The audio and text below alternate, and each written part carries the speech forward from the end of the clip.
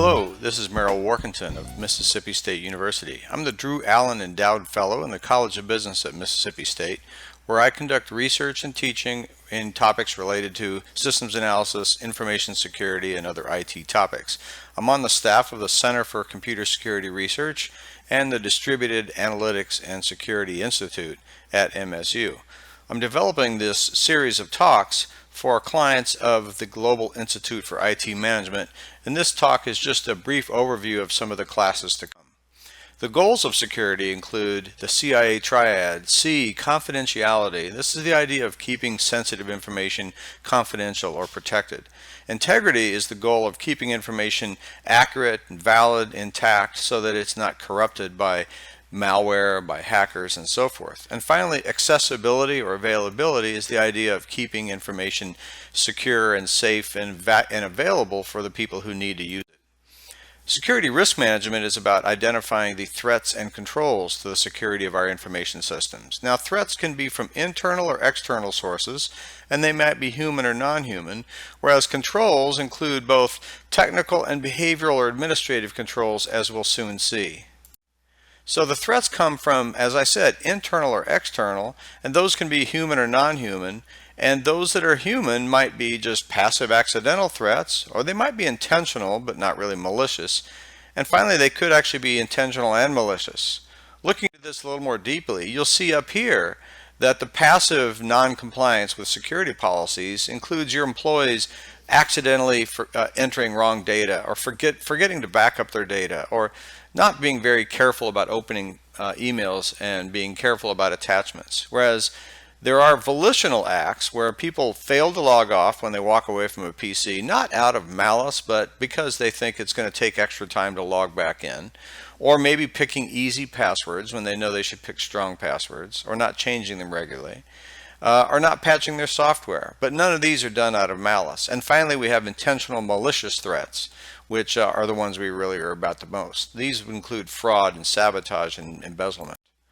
Now, these various threats are things that we'll talk about in the upcoming classes. We're just going to briefly talk about some of the threats and controls today, but there are many of them that we'll talk about along the lines of the ones on your screen now. For example, I'll talk about 25 specific categories of threat, like a distributed denial of service attack. I'll also talk about 25 real-world business cases taken from the latest news, where we'll first of all read about them and evaluate them individually as students, and then come together in the classroom and discuss them. Security controls fall into the categories of deterrence, preventions, detecting, and recovering. Deterrence is the idea of perhaps having sanctions in place to keep an employee from even thinking about violating a policy, like stealing information and selling it to a competitor. Prevention would include a lot of technical controls that would make it very difficult, if not impossible, to try to enter a secure system. But if it happens, you want to detect the incident and, of course, recover from it. Security controls can be hardware or software. They can include administrative controls like plans, procedures, and policies. And we can protect the internal things. We can protect our perimeter, and we can protect external to our company. External would include things like encryption or virtual private networks. Maybe a bring your own device policy for our employees who bring smartphones into the office. Perimeter controls include physical security, firewalls, and so forth. Finally, we have internal security controls like some of the ones you see on your screen here. All of these will be talked about in greater detail in the full course. Administrative security controls include various planning activities, such as developing a business continuity plan and how you can practice that and know that if you experience a incident such as a fire in your server room or a hacker stealing important data or ransomware attack on your servers, you'll know how to recover from it.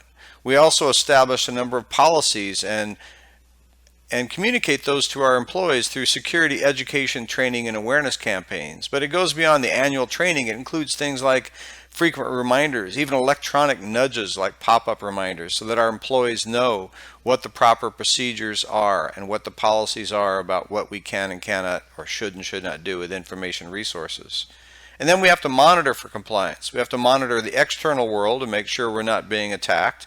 We have to monitor internally as well and keep logs and recognize where there may be flaws. And finally, we'll have sanctions for those who violate those policies. These are just some of the security controls we'll discuss.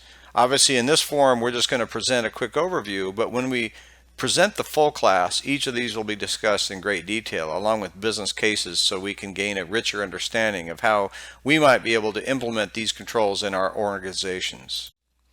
So security risk, finally, involves identifying those threats, what could happen, both physical and logical harm from inside or outside, and then think about the probability for each one, as well as our vulnerability to each type of threat. So, for example, some people might live in an earthquake zone, whereas other people have highly valuable information that identity thieves might want to steal. You must think about the particular threats to the information resources in your organization that might be unique, and then calculate the risk of each one, including the value of the asset. Some information has high value, like maybe credit card numbers to a retailer, and some information has much less value, and so the expected rate of value of the harm is not as great. And finally, one must take appropriate action to prevent damage from that cause. And of course, we shouldn't spend more on controls than the calculated risk of the loss. So we'll spend some time looking at examples of this in the coming classes. So today we talked about confidentiality, integrity, and accessibility, the process of risk management by identifying and analyzing threats and the appropriate controls for each threat in your organization.